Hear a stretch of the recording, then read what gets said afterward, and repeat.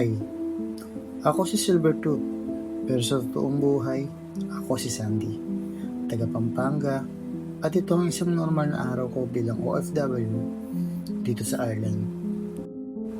Maaga pa lang, bago pa sumilip ang araw, gising na ako.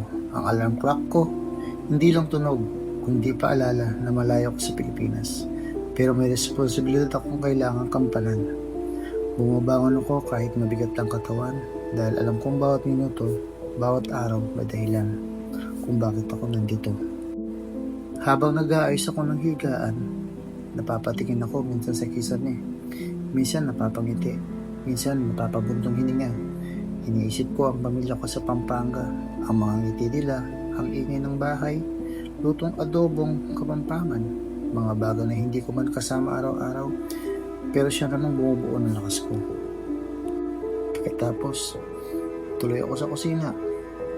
Simple ka almusal lang. Tinapay, kape, minsan itlog. Hindi tulad sa Pinas na parang piyesta kahit umaga. Pero okay lang. Habang umihigop ako ng mainit na kape, iniisip ko, ito na talaga ang buhay OFW. Simple, tahimik, pero puno ng dahilan. Isa pa sa iniisip ko, kung aabotin ba ako ng bus. Kasi dito sa Ireland, hindi pwede ang late. Ang bus hindi mag-a-adjust. Ikaw ang kailangang humabol. Kaya bago pa ako lumabas, nakaready na ako. Bag, jacket, at lakas ng loob. At pagkatapos kong mag-almusal, sandali akong titigil. Hihinga ng malalim.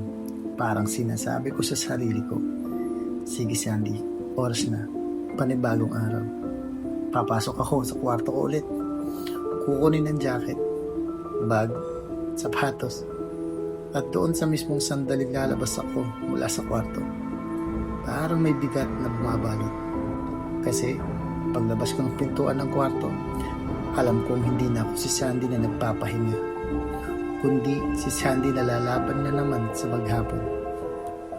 Paghawak ko sa doorknob, lagi ko sinasabi sa isip ko, eto na naman tayo. Pero kakayanin.